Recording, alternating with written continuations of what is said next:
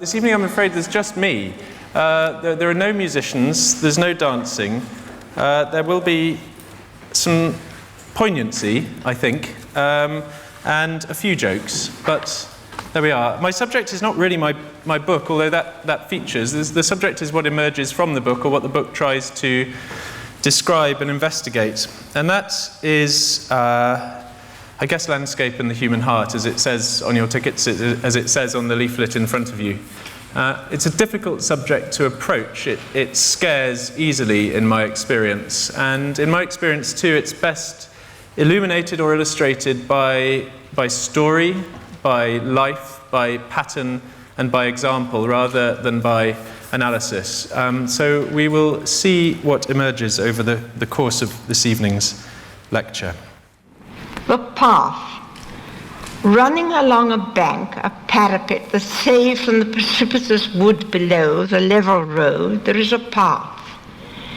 It serves children from looking down the long, smooth steep between the legs of beech and yew to where a fallen tree checks the sight, while men and women content themselves with the road and what they see over the bank and what the children tell.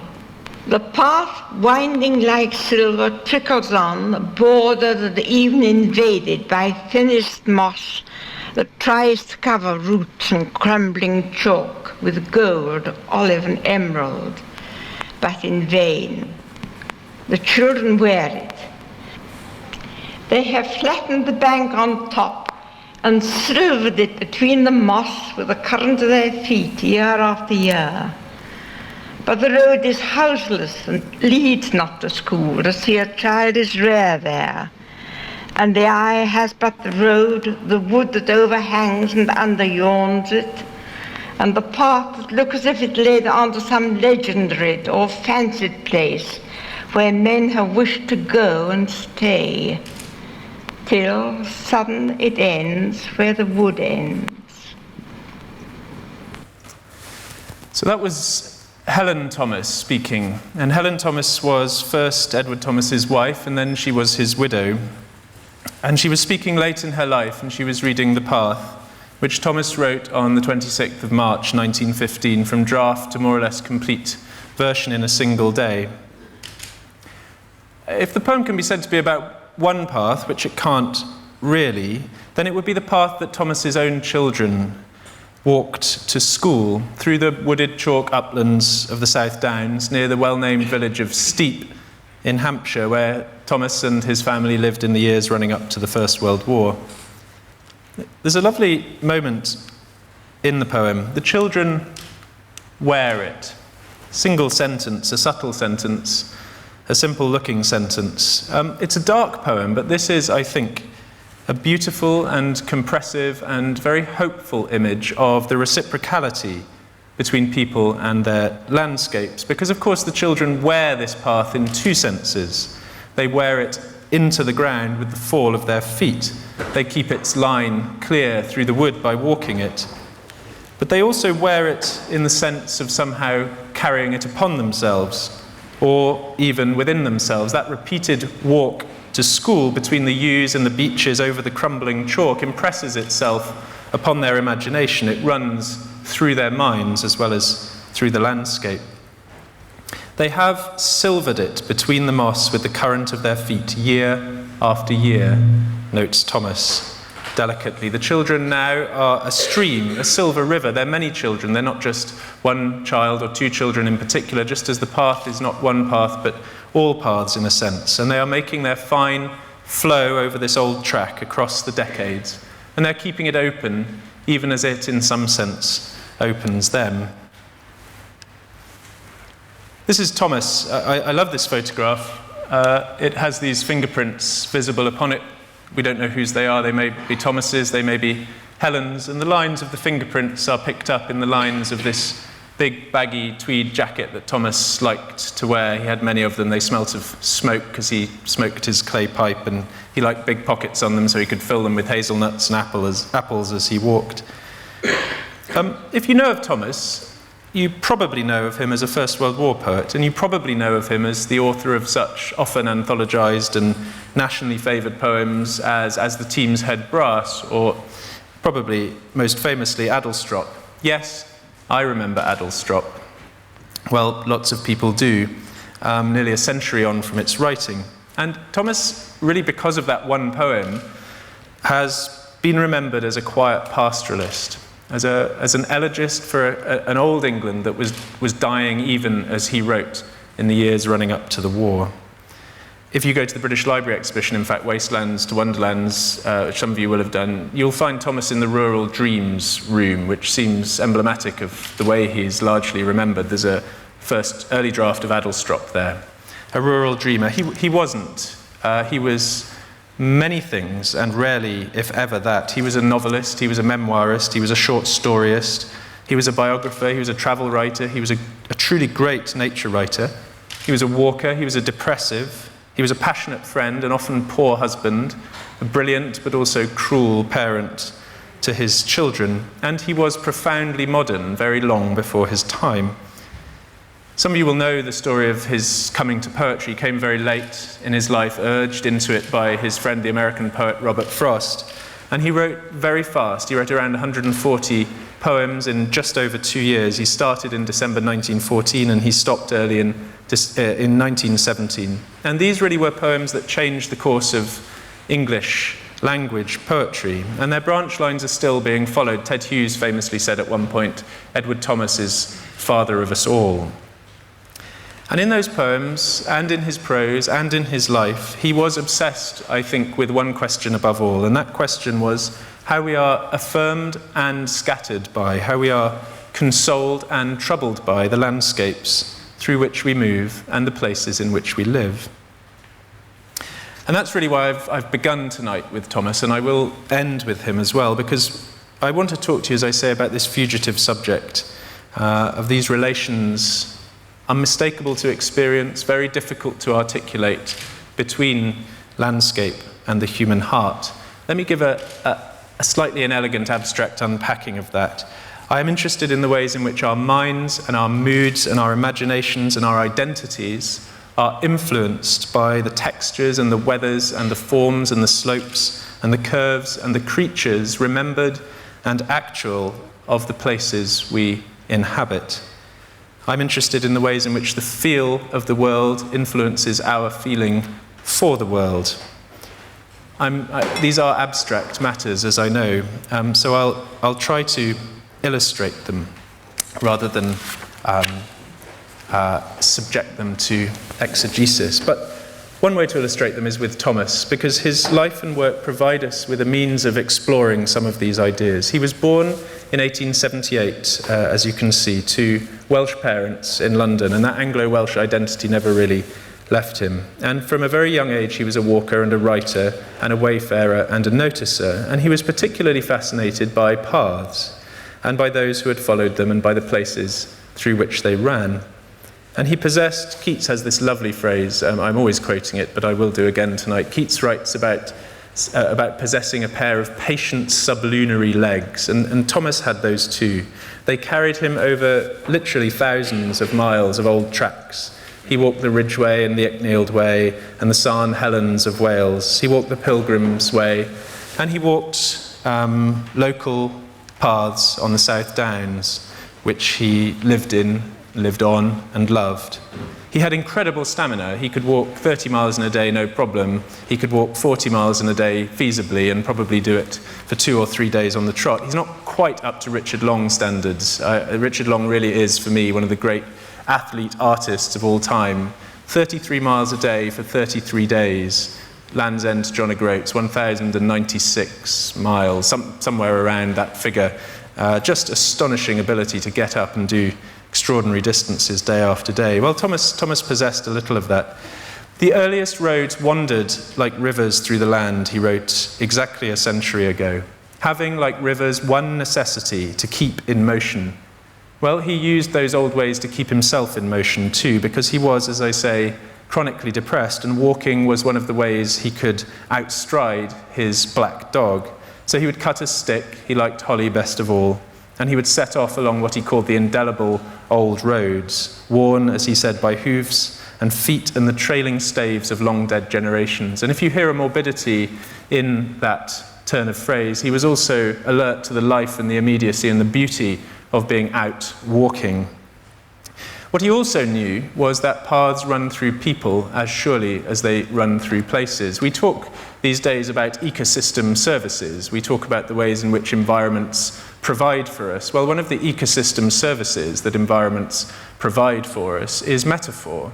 Landscape gives us ways of figuring ourselves to ourselves. And for Thomas, that provision of metaphor was absolutely vital to his sense of self-understanding. So paths connected real locations, but they also led inwards to the self. And he really began to figure his own spirit, if you like, his own inner landscape, perhaps, in topographic terms. He talked about possessing paths and corners and junctions and valleys and woods, and his poems and his prose are filled with landscapes, psychological landscapes. So he internalized the features of the landscapes that he lived in and loved, and he used them to map out his melancholy and his hopes. So we might say, because I think that prepositions matter a great deal, we might say that Thomas didn't think only about landscape or didn't think only on landscape. He thought in it, and he thought with it. And I would venture that everyone in this room thinks to some degree in landscape and with landscape. I would say that all of you have been significantly shaped. Somebody may stand up at the end and say, no, I've been entirely unexposed to landscape in any influential way. I'd be very interested to hear that. This is speculative, but I think you have all been shaped by places, by phenomena experienced and recollected. And I wonder really what your places are. I'd be fascinated to know the places to which you return in recollection or in reality, the places that give form to your memories and textures to your experience. Are they wild? Are they near at hand? Are they modest? Are they remote? Are they Scottish bays or Cumbrian valleys or Welsh peninsulas or an English field corner, a turn in the path in the park, a scrap of woodland on a city fringe, or maybe just the patch of sky that you look up to during your lunch hour because the birds fly across it? Are they gardens? Are they copses? Are they moors? Are they tors? Are they remote glens or snow-covered summits? I don't know, but I suspect that regardless of their type, you will have one or several or probably many. And there's an American writer called Barry Lopez whose work has been a huge influence on mine, and he puts it beautifully. He says, "We are all shaped by the sound of wind, the slant of sunlight, by streams of scent flowing faint or sharp in the larger ocean of air." Well, I agree with Lopez. I think we are porous to the world. I think our moods and our emotions are configured by our surroundings in ways that are hard to speak about, but powerful to experience. We forget this to be the case because we increasingly spend so much of our time indoors in climate-controlled environments, tapping at our computers, communicating virtually. We are increasingly disembodied.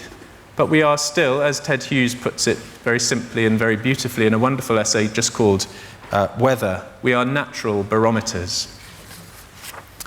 Well, it was ideas such as these that I wanted to explore when I started to begin work on the old ways, the book out of which this evening's lecture emerges.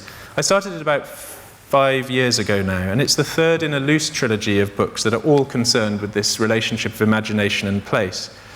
They've taken me a decade, they've taken me 300,000 words of published work, they've taken me 1 million or more of unpublished words, which have ended up in various kind of waste bins and trash files. They've taken me several thousand miles of walking, and in the course of researching them, I've experienced frostnip, midges, leeches, insomnia, altitude sickness, some shocking hangovers, blisters, and many banal indignities of travel. But I've also experienced sights and sensations that will never leave me, and made friendships I hope will never end.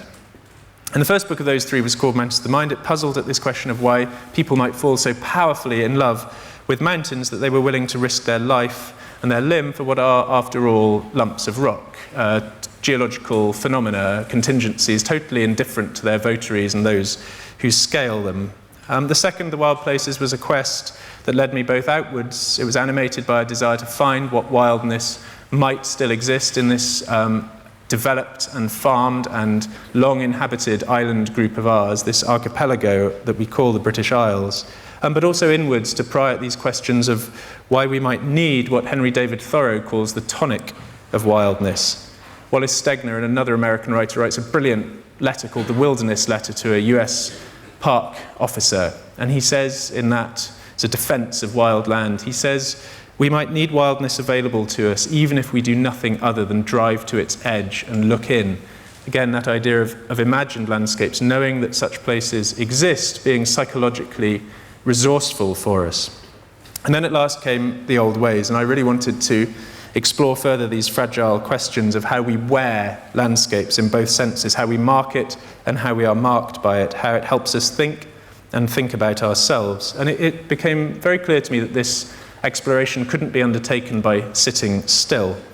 So, inspired by Thomas, I decided to use the network of old paths and routes, the holloways, the pilgrim tracks, the drove roads, the green ways that web the British landscape. I would take these as a logic of movement. I would follow them as a means of walking into as well as across the world. I wanted to see what ghosts of earlier walkers could be encountered or summoned back, and what knowledge might be gained. There's a beautiful etymology which joins our very, as it were, dull verb to learn.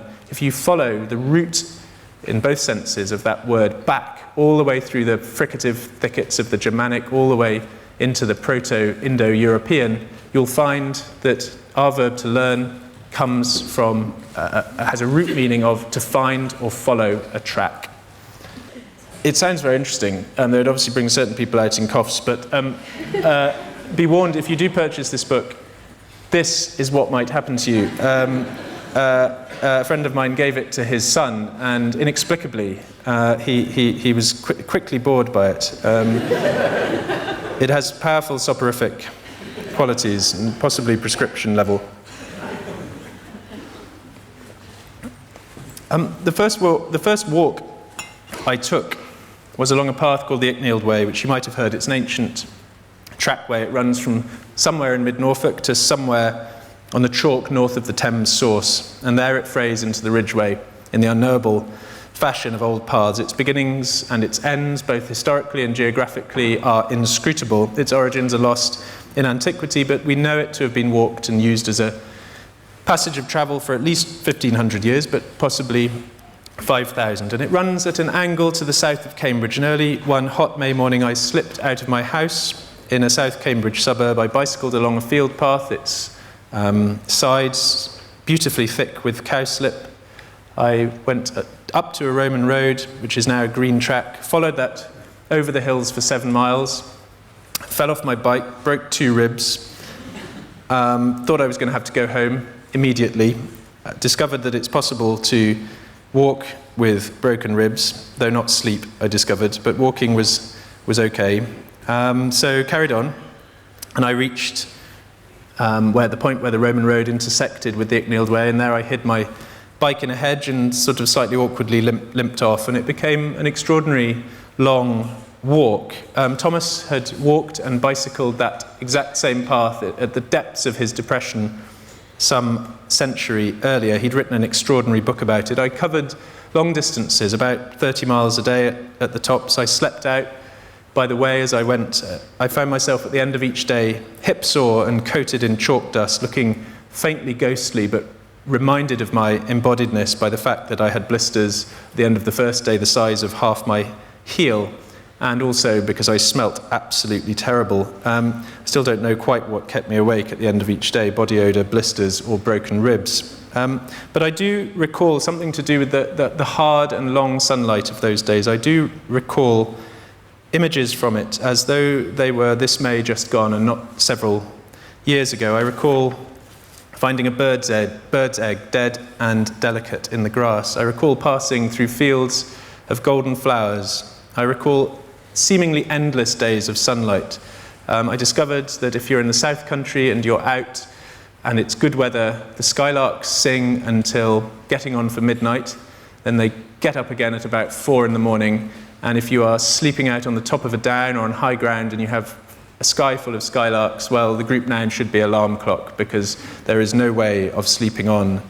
This was one of the places I spent a night by a Neolithic barrow near the village of Purton, and I woke the next morning to find a scene almost straight out of Thomas. He says when you wake high on high land and you see a sea of white mist below you, you realise that this southern part of England can be understood almost as an island chain of atolls, he says. And looking across, I could see the chalk downs rising like islands from this sea of mist. And always I've followed the path. And when you follow a path for a long period of time, it comes to take on, in its many forms, a sort of compulsive quality.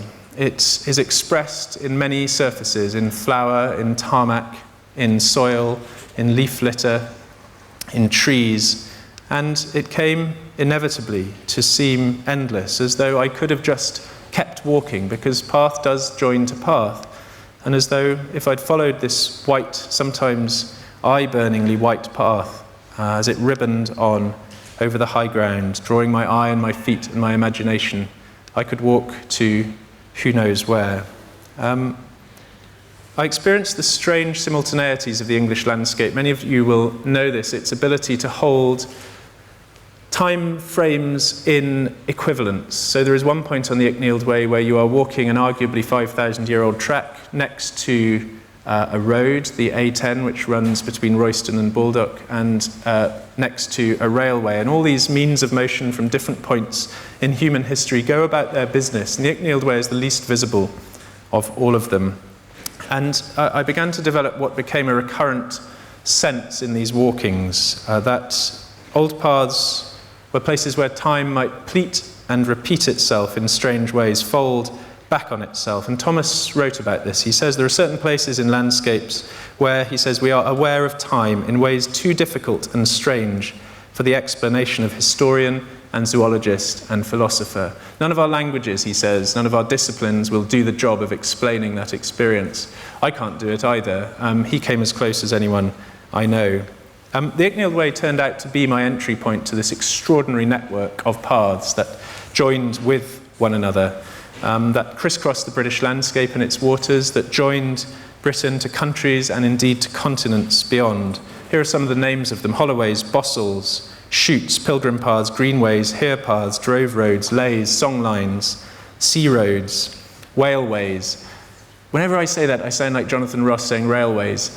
I mean whaleways. Sea roads go in the Anglo-Saxon by their kenning names, often the Swan's Way, or in this case, the Whale Rat, the Whales Road, the Whale Way. I'll tell you about those in a little bit. The Icknield Way launched me out along these roads, trying to learn from walking them and from the people I met along them. And I set off on this series of journeys and experienced the usual mix of ennui and epiphany and idiocy and incompetence and adventure and happiness and tiredness. This was one of the walks I went on. It was, the MOD are not welcoming to the walkers who exert their right of way along this footpath, which is called the Broom Way and which runs off the Essex coast, leaves the mainland at a place called Wakering Stairs, and it leads straight out to sea. And it goes out to sea over the black grounds, which are these, this muddy area here into which you really would sink and drown. And somewhere out here, where you can see the path curving away, it reaches an area of hard sand. Nobody quite knows why it exists. Perhaps it's a glacial feature, perhaps it overtops a reef of chalk, but for centuries it's been the way onto and off Foulness. And you're about a mile offshore, and then you turn northeast and you walk out over these intertidal flats. And obviously you get your tide times right, or else you die.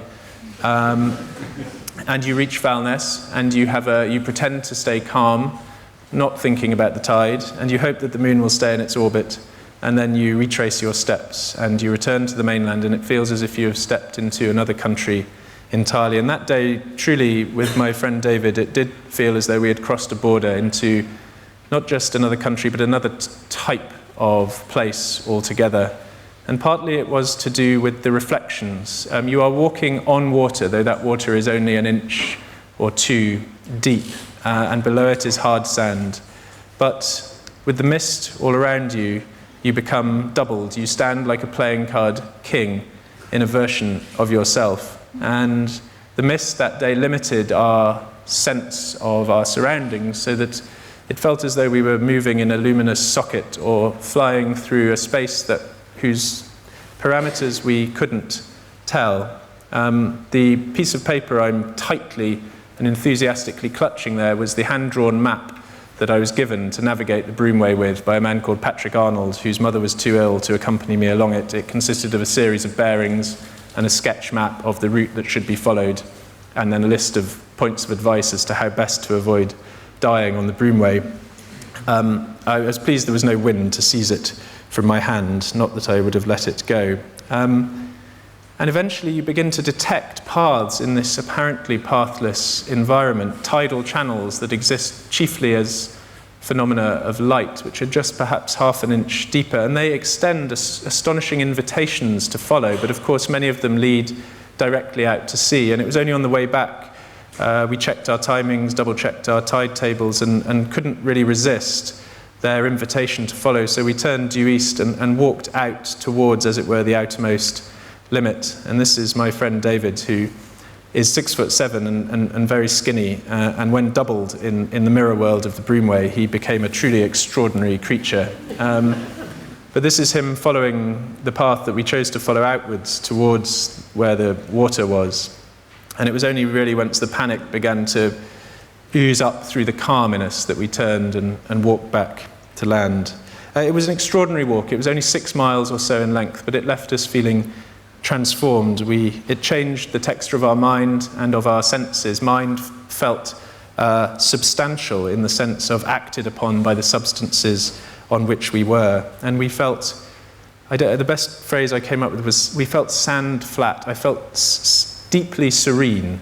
Nothing to do with marijuana or booze. It was all to do with sand. I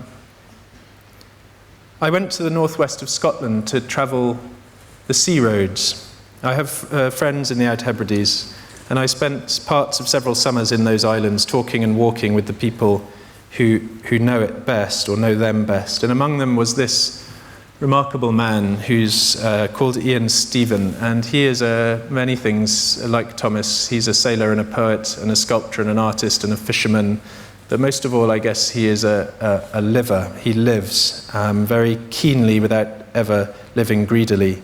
And he has devoted much of his life to, not in a rabbinical sense, but just in an excited sense, to following the sea roads. And the sea roads are paths of long usage that are determined by current and by headland and by landfall and by trade routes, though in a way they determined the trade routes. The water doesn't archive mark in the way that land does.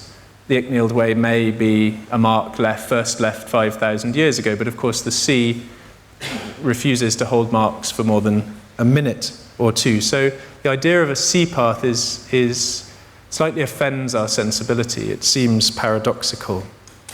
They're dissolving ways. The only mark is the wake, a brief turbulence, a stern.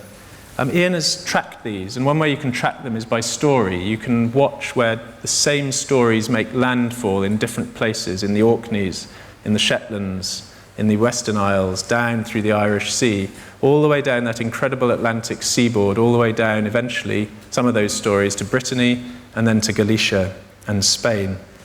And Ian is a storyteller, and so he would tell these stories as he went, and they would be inflected and shifted as we travelled. And we sailed in very old open boats, wonderful boats.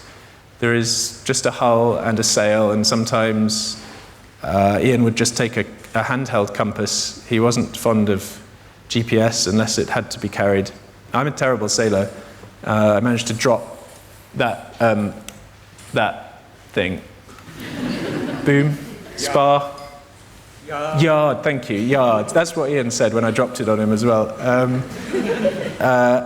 Yes, but he was very patient and he taught me well, and the rest of the crew were were brilliant. And we made a number of journeys in these old, beautiful boats, larch-hulled, built up on the northwest. One of those was to the Shanks, the little island group some of you will know that lies in the Minch, the great tidal waters of the Minch. That's Kebbuck Head coming out from Stornoway Bay. And then gradually the Shanks, which really feel like almost mythic features as they emerge from weather and sea shimmer and ripple. They look as though they float above the surface of the water. And you approach them, it's incredible rain moving like candle blacking through the sky. And eventually we made it to the Shanks, and that's a view from the Bothy outwards. And the Shanks, as Ian explained to me, they feel like a marginal place, but they're actually, once you understand the sea roads, they're a crossroads. They're where saints and traders and raiders and travellers have been stopping for millennia. They are the centre, they are ecological hubs, they are trading hubs for the biota. And that extraordinary inversion of sense, of margin becoming centre, was very powerful in these places. We were going to sail from the Outer Hebrides across to the Orkneys, the Pentland Firth crossing, in one of these open boats, but to my disappointment, the winds were not favourable.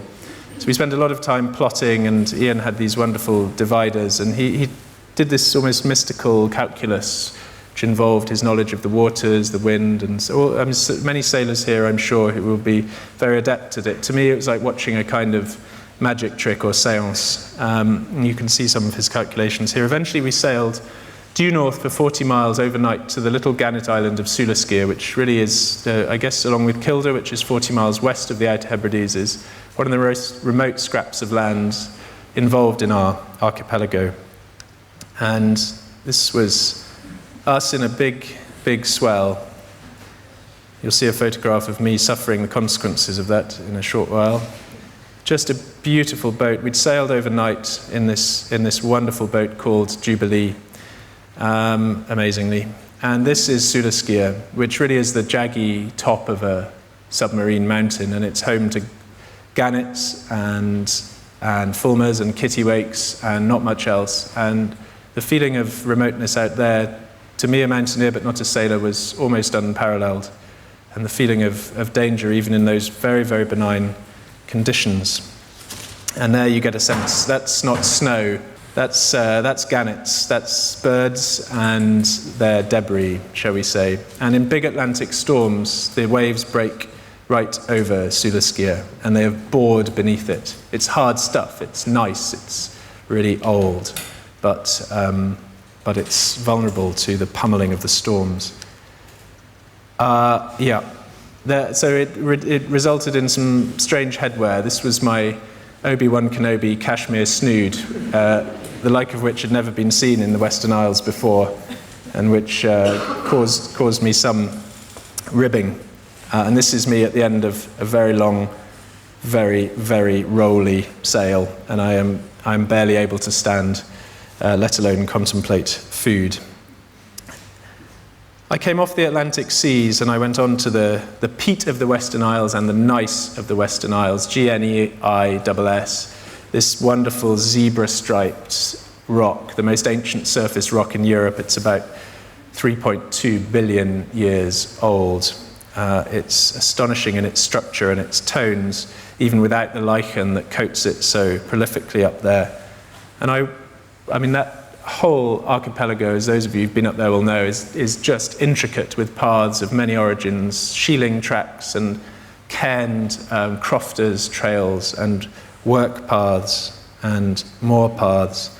And I walked once from the west coast of the Isle of Lewis up, following this rumoured path, which I eventually discovered, which was this moored, cairned path called Clachan Varnish, Manas's stones, which led up and over into a very, very remote crofting area that was evacuated several decades ago. But this wonderful kind of craft of the cairn.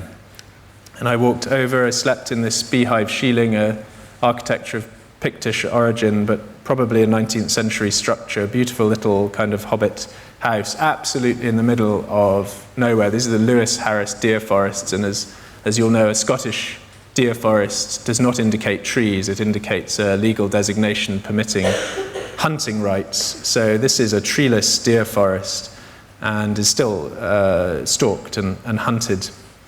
And at one point I saw the flash of binoculars in the loneliest place I'd ever been and realised I was being watched by an estate watcher, probably a Pole who they get paid to come in and do a summer season watching out for poachers, of whom I wasn't one. But these beautiful little structures held together by turf as their mortar.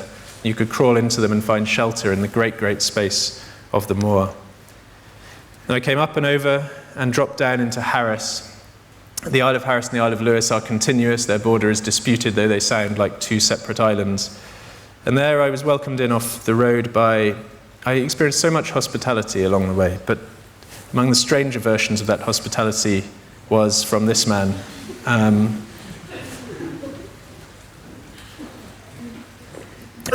If you can tear your eyes away from the murderer's mask and the murderer's face and the murderer's knuckle dusters, you'll see in the background one of the murderer's victims.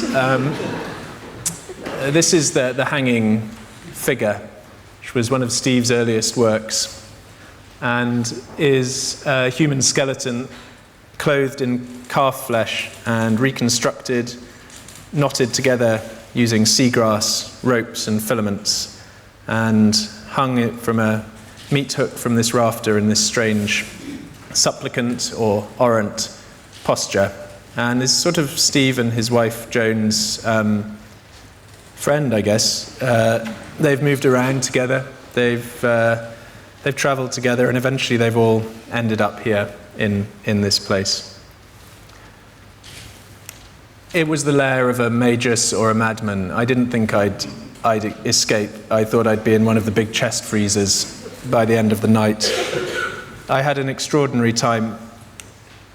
I mean, I don't think they're functional. I think they're just threat, pure threat.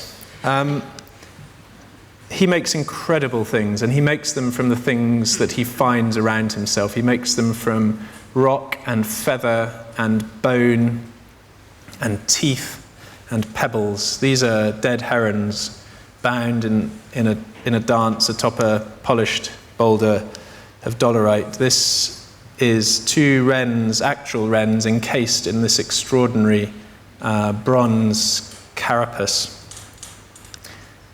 This is his tribute to the hooded crow. And this is the boulder that he wanted to slice the top off, core open like an apple, and then deposit the hanging figure inside, place the top back on, and then let lichen disguise the cut line so that it became a burial chamber unknown and undetectable to anyone apart from Steve and me, because he showed it to me, and now all of you. But actually, he then went and sold the hanging figure to a collector in Chicago. So I made many more walks. I made them in and around Britain. I walked across East Anglia or down its coast 3 times, including with someone here. I walked from Herefordshire across into Wales. I skied the Ridgeway in high winter. I made many journeys into the Scottish mountains along drove roads. I walked across the Cairngorm Massif from Blair Athol to Aviemore to attend the funeral of my grandfather, an extraordinary walker and traveller himself, and also to footstep a woman called Nan Shepherd, who spent her life walking the Cairngorm and wrote a stone-cold classic about it called The Living Mountain, which I commend to all of you. I've written the introduction to a reissue of it. I'm not on royalties. It's just, I love it so much. If you're at all interested in place, The Living Mountain is for you. And eventually my paths led me overseas, in the sense of beyond Britain and beyond its shores. And I went to Palestine to walk with a man called Raja Shahada in the countryside around Ramallah. Forgive the quality of this image. This is what it looks like there. It's limestone terracing. It's sprawled over by Palestinian development. It's thick with bullets and with barbed wire. This particular valley was fought up and down in 1967 and then again in 2003. It is as unlike British walking as could be imagined. Cameras, maps, these are compasses, these are unwise things to carry. If you are stopped by an Israeli patrol, which is perfectly likely because this is disputed land, this is zone C land, then these are items which are unlikely to endear you to that patrol.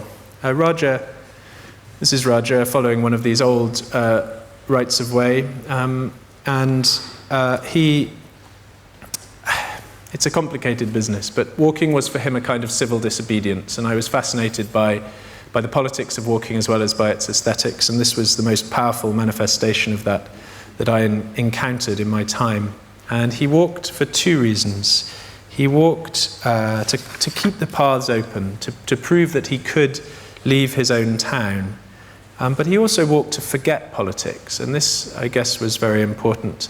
He was so alert to what seemed to me a very arid, ecologically denuded landscape. He was alert to the natch, which is this thistle, scrubby thistle. He was alert to the olives, to the fossils that were laid down many millions of years ago when the limestone was just the bottom of a sea. He was alert to the kestrels and the deer.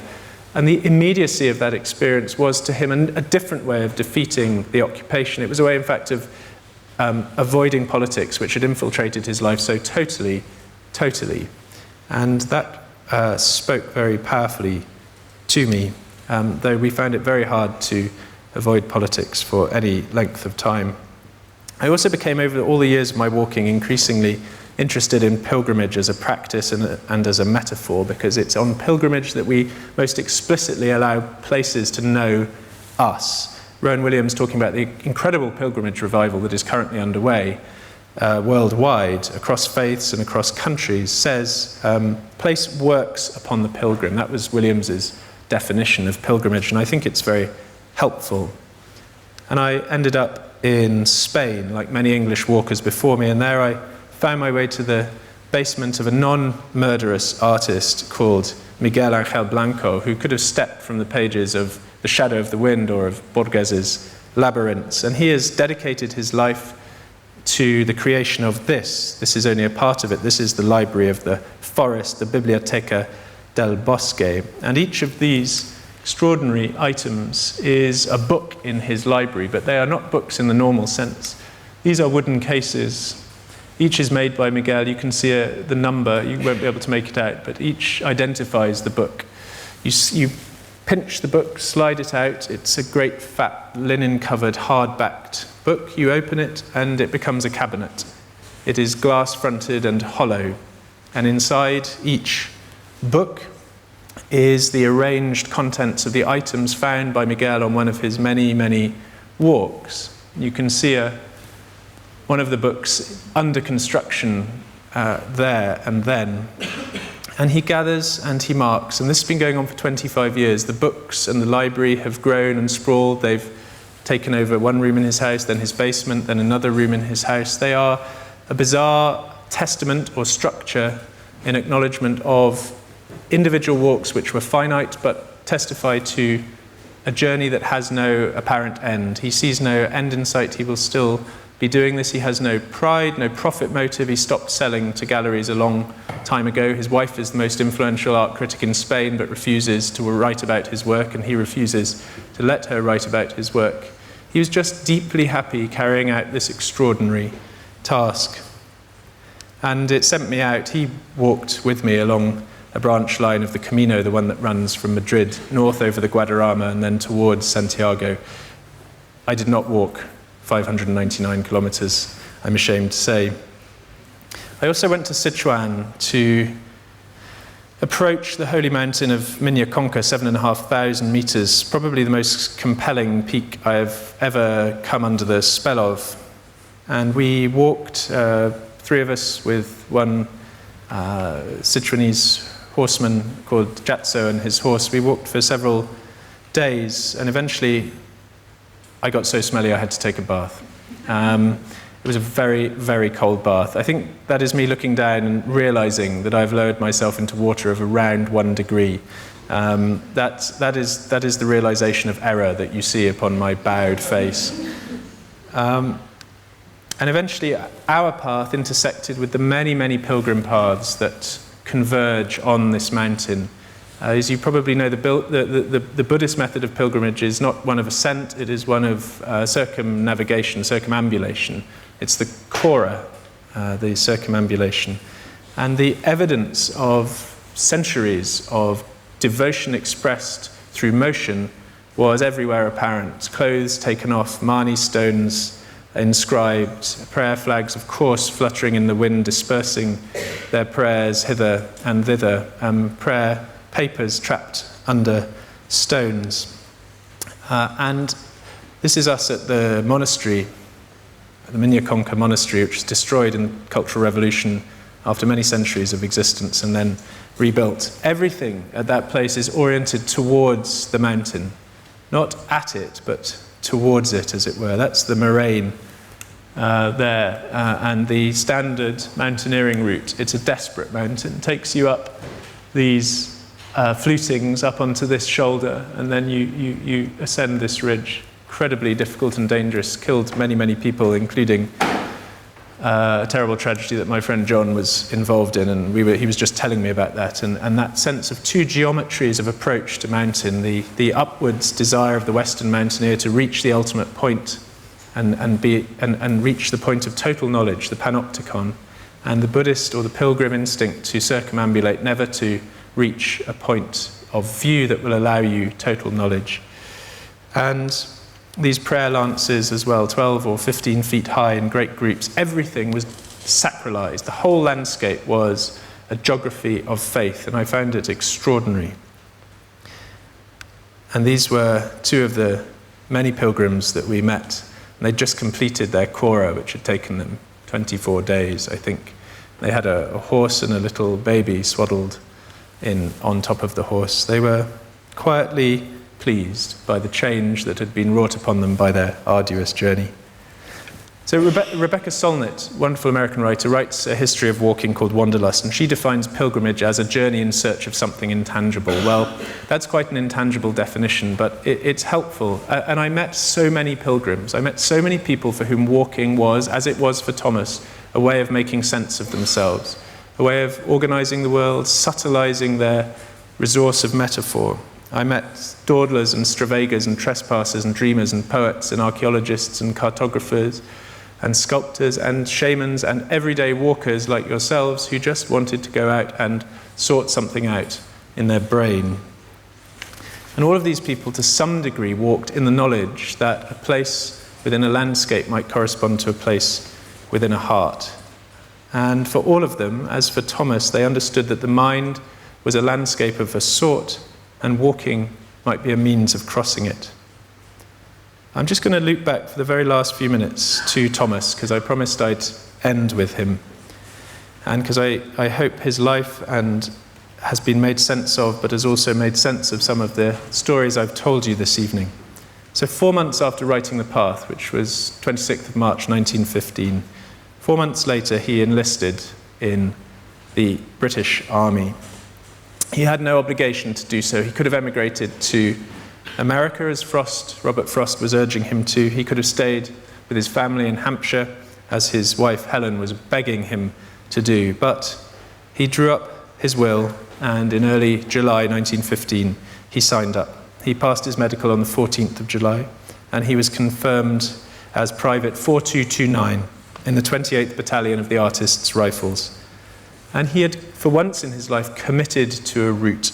And something, it seems to me, about the knowledge of that, the irreversibility of that decision calmed him, because he then passed into some of the most serene months of his very troubled life. He was trained in England, he was promoted to officer, and in December 1916 a call came round for volunteers to go out and serve with the batteries on the Western Front. And again, he didn't have to, he chose danger. He joined 244 Siege Battery. He was a co-commander of about 150 men. And on the 29th of January 1917, he and his troops boarded the Mona Lisa, and they sailed for Le Havre, and then they were trained and trucked up to the front lines near Arras. He kept an extraordinary war diary, during those 10 weeks that he was at or near Arras. It's a walker's back loop pocketbook. It's bound in pigskin. And this is how he kept it. You won't be able to read the writing, but you'll see that probably that there are different dates, the 28th, the 27th. He doesn't have time for more than a couple of hundred words a day. They're really little prose poems. They're extraordinarily vivid. They're shards and they're jottings. And to my mind, they constitute one of the most remarkable Anglophone documents of the First World War. His job was as a watcher. It suited him well. He was given binoculars. He was sent up to observation posts. He sat in derelict chimneys, pray for snipers, pray for stray shells. He hid behind hedges. He looked out from behind lilacs, and his job was to watch where shells fell and then to communicate with his guns and see also if he could locate the German guns. It was very dangerous, and he remained very, very calm. And part of his calmness derived, it's clear, from the memories of the landscapes he had known and loved, but left behind. And so we return to one of the two ideas that I began this lecture with, and I hope have sort of resonated through it, that we're shaped by landscape both in the moment and in the memory. And the memory of those landscapes that he cherished was a keen consolation to him in Arras. And Helen writes beautifully with just a tinge of sentiment after his death. The move to France was a move farther south, but not to his south. The compass is not the index of the heart. And when standing at the entrance of his dugout, he looked north and saw, or dreamed he saw, Sussex with her gentle downs, scattered with sheep-like grey boulders, Hampshire with her hangers of beech and yew, these dear places he was never to visit again, never again, and there is the touch of sentiment, to seek the far horizon which bounded his south country, and know the peace which only that could bring him. Well, he was consoled in memory, but he was also perhaps more surprisingly consoled in the moment, because that shattered trenchscape that we all know from photographs and paintings by Nash and others had nature still in it, and he saw it because he was such a noticer. In February, he sees hare, partridges, wild duck in the fields southeast of the guns. Black-headed buntings talking, he writes on 14th of February, rooks cawing, grass rustling on my helmet as I move through the trenches. He has a great ornithologist's ear. He can pick out bird species without having to see them. A chaffinch saying chink in the chestnut, partridges twanging in the fields, 2 owls in the garden at 6. And eventually the military and the natural move so close together in Thomas's imagining that they really become indistinguishable.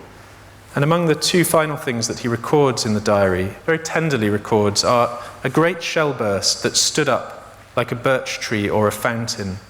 And then he notes that the turf on the forward command's dugout has begun to be fledged with fine green feathers of yarrow. Spring's coming. It's April on the Western Front. On the last pages of the diary, he jots a few single lines of verse. They're kind of future poems, really. The light of the new moon and every star, and no more singing for the bird. I never understood quite what was meant by God. The morning, chill and clear, hurts my skin while it delights my mind. And then this bizarre and wonderful moment, Neuville in early morning, with its flat, straight crest, with trees and houses, the beauty of this silent, empty scene of no inhabitants and hid troops, but don't know why I could have cried and didn't. Remember those ridges on the paper, because I'll come back to them at the very end. At some point on the weekend of the 7th and 8th of April, 1917, he writes a letter to Helen, and it's this. It's full of landscape. Here I am in my valise on the floor of my dugout, writing before sleeping. The artillery is like a stormy tide breaking on the shores of the full moon. The pretty village among trees that I first saw 2 weeks ago is now just ruins among violated, stark tree trunks. But the sun shone, and larks and partridge and magpies and hedge sparrows made love, and the trench was being made passage for the wounded that will be harvested in a day or 2. I slept jolly well, and now it is sunshine and wind, and we are in for a long day, and I must post this when I can. All and always yours, Edwy. Sunshine and wind and the hedge sparrows making love and the wounded still to be harvested. Nature and place are still profoundly involved with his perceptions and with his self-perceptions, even at that desperate hour. The next morning is the 9th of April, Easter Monday, 1917, and the First Battle of Arras begins. It's a great day for Thomas. It's a great day for his battery. They disable almost all of the German heavy guns. Their troops take ground. The guns more or less fall silent. The British soldiers emerge to shout and dance. Thomas steps from his dugout. He leans back into the doorway to fill and light his clay pipe. And he's part-filled it when a German shell falls near him, fails to explode, but the vacuum caused by its passing throws him hard to the earth and kills him by some kind of pneumatic concussion. And his body is whole and unmarked, and even the clay pipe that he has in his hand at the time of death is there on the turf, unbroken, beside him. And the pressure ridges that you noticed, that I drew your attention to, here, on all the pages of the diary, these are thought to have been the record of the pneumatic blast that killed him. And they return, as they do, the contents of his pockets to Helen a few weeks later. And inside there's a diary, there's a photograph, there's the diary, there's a loose slip of paper, there's a letter.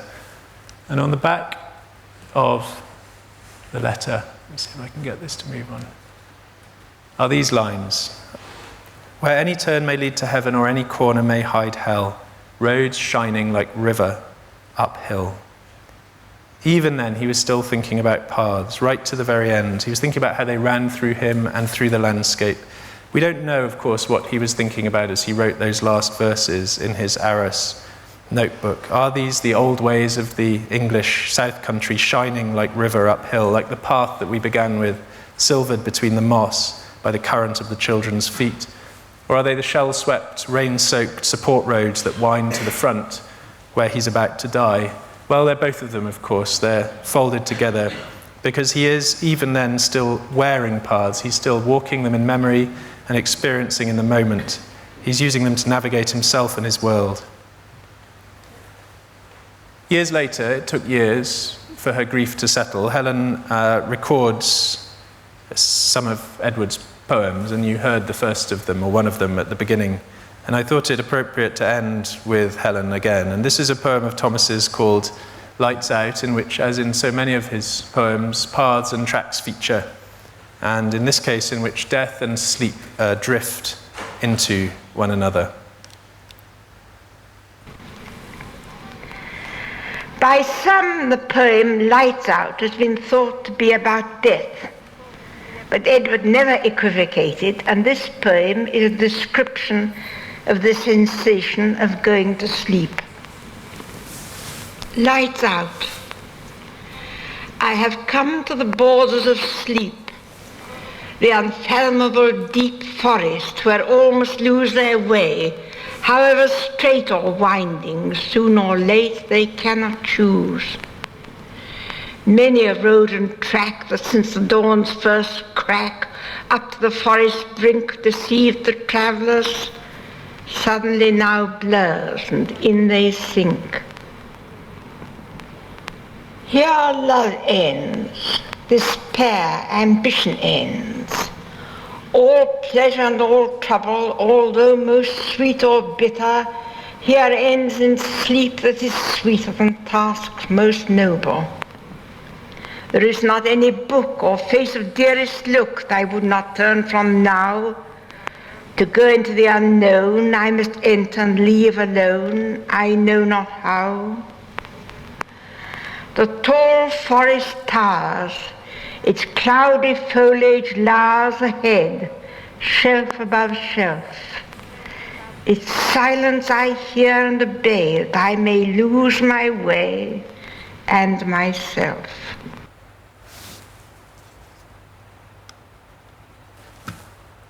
Thank you very much.